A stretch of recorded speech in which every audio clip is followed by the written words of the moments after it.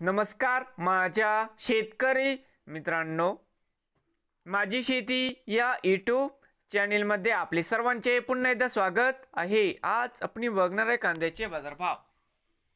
महाराष्ट्र राज्यातील कृषी उत्पन्न बाजार समिती मुंबई येथील आजचे कांदा बाजारभाव म्हणजे दिनांक 11 सप्टेंबर 2025। सर्व शेतकऱ्यांनी हा व्हिडिओ संपूर्णपणे बघा, कुठे स्किप करता।